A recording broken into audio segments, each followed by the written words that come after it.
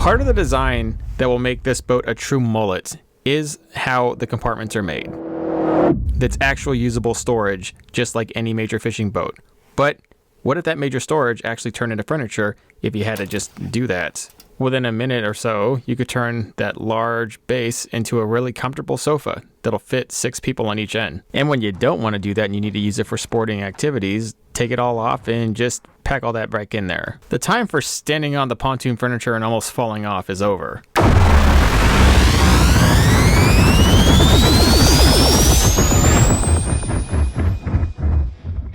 TB Nation Outdoors is not just an online store. We have physical locations, both in the Midwest and Southeast, and we love to see and visit fans. So if you're in the area, come and stop by and see us and check out what we got going on. We got more on this later in the video. A pontoon boat is a great platform for people to fish, but they're mainly designed for pleasure boating, and that just gives you limited options to comfortably fish. I mean, you end up doing stuff like this. No good. I framed this boat specifically to both combat it and, when needed, convert to it. This will consist of several large compartments here to the left, but to the right will be a massive rod locker that will hold any number and any length of rods. I've been really waiting to get to this, but you had to get the exterior done. Without the exterior being done and us having a full vision of what that was going to look like and turn out to be, we really couldn't do anything with the interior. But now that it's more or less complete, let's get into it. I had to use 1/8 inch wall for the outside. There was just no getting around it, but inside it's either 0.063 or it's 0.040, that whatever I could get away with, because we need to save weight. The boat is getting much heavier, and you can tell. Had to finish a few things up here in the front to complete the vision, but once it all came together, we were ready to install the rod tubes. Now these are the black schedule, whatever they are. All I know is that they're the lightest, which is good because there's going to be a lot of them. And PVC actually weighs a whole lot. The more rod tubes you put in a boat, you could easily add a couple 100 pounds without even knowing it. So the black tubes are what I chose, but they're a lot harder to form at the end versus the white PVC or even the gray PVC, which is actually the best to form. So I'm having a lot of problems. It went into the night before I figured out a actual method to only get the end to flare out without the rest of the tube trying to crumble and implode. You just had to keep the heat right at the very end for, I don't know, you had to look at it and just tell. Wasted an entire day doing what should have only taken the morning. But now that I'm here in the next day, we're ready to label these tubes exactly how they fit in there, so we don't mix them up and they don't fit oddly. HydroTurf is always upping their game, making new, better things accessible to people so they can customize their boat. They recently worked with us to make two-tone flat non-routed turf. I'll be using their teak gray for the first interface. This is one of 2 interfaces for the rods to keep all the rod tubes straight and in there. We will not be foaming them in like we do a regular boat because, well, why would you do that in this? Because this is two-tone foam, I had the inclination to trace the tubes and then route it out so it looked even cooler, but I want to do this kind of star technique because this solidifies the rods. Once you push them in there, they don't like to move or wiggle out. It actually looks pretty clean once they're seated in there right. But you need 2 interfaces. Actually, I should have put 3 in here, but I'll have to do with 2 for now, and then I'll show you what I did to circumvent the need for 3 a little later. Once they're all installed. Once they're through the second interface, how you secure these rods in place? Pipe clamps. Just a bunch of stainless steel ones. I got 18 of them. Normally people foam in their rod lockers, but people who don't like to use foam have to use pipe clamps at some point to lock the tubes in. Works for me.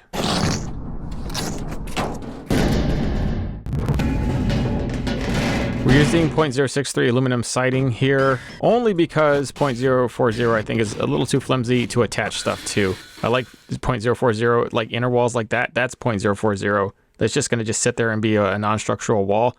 0.025 is a little too thin. Speaking of fancy things that came out this year, HydroTurf made Pro Sheets. So that fancy routed hexagon shape you see in a lot of these major boats, they now just sell that stuff and you can splice it in anywhere. I plan on doing a deck with some of this stuff later and splicing that in, but it'll take a little bit. For now, I think sidewalls and side compartments are going to look fantastic with it, and it's going to really pop with our TBN dark camo, the cut groove. That's going to be going on all the tops of the decks and the hatches and the floor, but all the sidewalls and at least this rod locker will have the Pro Sheets. They have the knurled sealed texture like a basketball on top of all the hexagons. It's really nice stuff. You guys got to check it out. So the rod tubes, about that third interface. I really needed one way up here because the tubes are so long it actually needed it. So when I touched my hand and rimmed it against all those once they were installed, they kind of fluttered all over the place, and that's going to be very, very bad for your rods. So I did the only thing I could do, which was put gap filler in between all of them. And that actually worked really well. Took about 3 cans. I was on can number 2 here. I put another one, and it's really just a big solid block, and it does not move, and it's just as stiff as if we did it like that in a boat. Right here in the Midwest, we have our very own shop that fabricates boats to anybody's dream. If you can dream it, we can make it. Anything from full rebuilds like this to just simple mods in your new bass boat. You need a deck extension, a rod locker perhaps, and you want it to look factory, like you bought it that way. Well, this guy and his crew can make it happen. But that's not the best part about this place. All of our TB Nation products are made stock here in the US. Our custom dry hatch lids, framing materials, aluminum parts, hinges, entire boat build kits, they all come out of the Midwest right here. Welded, assembled, and powder coated so they come out to you looking like this. Along with our other house products like cup caddies and our various craft mounts from triple stacks, side stacks, doubles, singles, even mounts that will fit the contour of your console. And we have any amount of other products, anything you could ever think to put in a boat. Live wells, shallow water anchors, even our own custom TBN latches. Tons of house products, including our own merch line. Check us out directly at tbnation.net, or if you're in the Midwest, come and stop by and say hi. We'll be glad to see you. See you there. They'd also made me this massive rod locker lid that has a day box built right into it. It's like the ultimate lid. When I saw it, I had to have it. So I had this thing for years, I just haven't used it till now. I'm also installing a unique underseat channel right at the very edge that is going to hide our flashlight LEDs and glow up the entire deck at night. But the bigger thing is, how do you skin the top of that deck with all those lids in place? Well, you leave them right there. And you take this stuff, it's called Graphics Duralar, a clear plastic template film that I found on Amazon. It doesn't crinkle. So I cut out all the hinges where they stick up so it lays completely flat over the surface. And then I just make sure it's taped or clamped in place, in this case both. Traced all my lines, and then you take it and tape it down to the aluminum, not cutting out any of the pieces yet. Once it's completely flat, you can start cutting out the parts that you traced. In this case, the hatches. We just cut them all out and trace the cutouts with a marker. Then it's all done. You have a perfect grid layout of the template you need to put right on the deck. And if done right and cut right, it's going to fit directly on top of those hatches. I'm doing this on a cut table. It's a 3/4 inch piece of plywood with 2x4s to support it, and it's sitting on sawhorses. It's a fantastic way to keep your aluminum piece straight while cutting, while also stopping all those metal shavings from going everywhere. Once you get that cut, go ahead and test fit it. In this case, it fits extremely well. I'm very happy with this result. And this will be riveted in. In fact, a lot of parts in this boat will be riveted, and a lot of it's welded and riveted together. But all the hatches and the panels at this point just get riveted down to the frame. We're using countersink rivets so we get a flush fill. So that's drilled and countersink, then rivets. It's a very time-consuming process. The more you have, it took us a long time, part of the night plus part of the day today to get just this part done. And we still got more to go. So, clear your schedule. And then once everything's good here, we can think about maybe decking the top rails. Now, I made those gunnels thick, about 6 inches, and I did that for various reasons. 1, to put cup holders every so often so people can kind of just lounge there. And 2, to put rail blazer mounts everywhere so I can have fish rods or any accessory I want hanging off there when I need it. As I plan to do a lot of catfishing and lounging around this spring and summer, this is going to be the perfect boat to do it. The pain, though, is welding all that together. You need to just seam it all up so it looks right, and doing that outside when there's wind, kind of a horrible thing. At points in time, it got so bad I had to get under a welding blanket, and I had to have a mask on so I didn't gas myself to death. The process there is not great, but the even harder thing is all the grinding and polishing once you get all those seamed up. So everything's structurally welded or riveted in place, but we're just welding all those edges for the seam. And then grinding and polishing down the edges so they look smooth and factory, kind of like the metal was bent that way, even though clearly it wasn't. Hey guys, if you made it this far in the video to see this, that means you like something about the video, so please hit that thumbs up, give us a comment if you want, and also share it with your friends. And check us out on our website, tbnation.net, for all your boating needs. All right, this is the furniture that we ordered from Amazon. When I went for this stuff, you can choose any angle you want. In fact, I did a pretty cool thing where, you can submit a picture and you can submit it exact dimensions. Like I made stuff like this. And this one. And this one. They made that to fit that contour. That was not an easy contour to fix. They made that custom for me.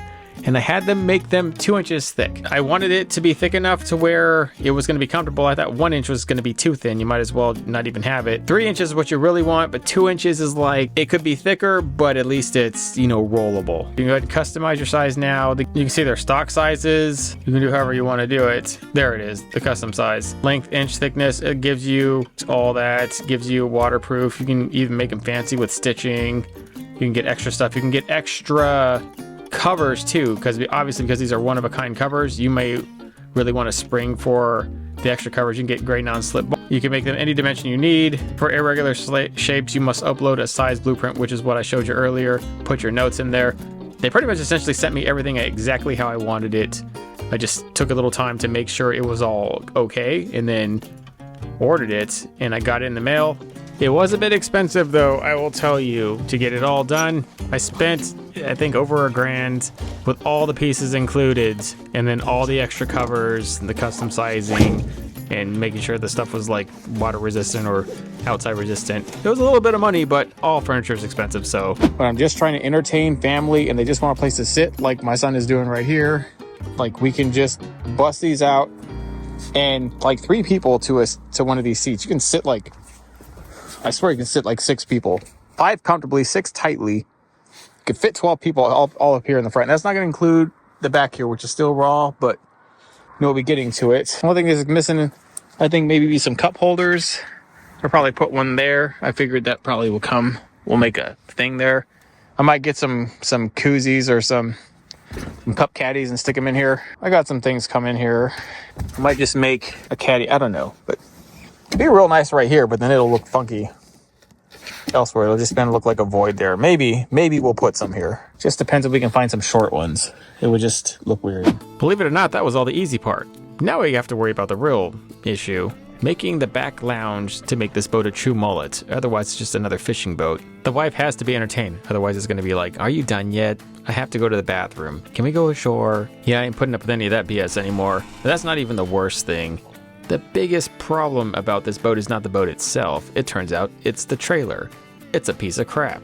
And that's 14 gauge steel. I didn't even know you could make a trailer for a boat this big out of 14 gauge. Brand new basic tri-tune trailer would be 7 to 10 grand. I really need that 7 grand for an outboard that's gonna be able to push this thing. So we're gonna go ahead and show you a very odd but doable way to completely rebuild your trailer with the boat still on it for a whole lot less than what it would cost you to get a new one. And my son even gets involved. Stay tuned.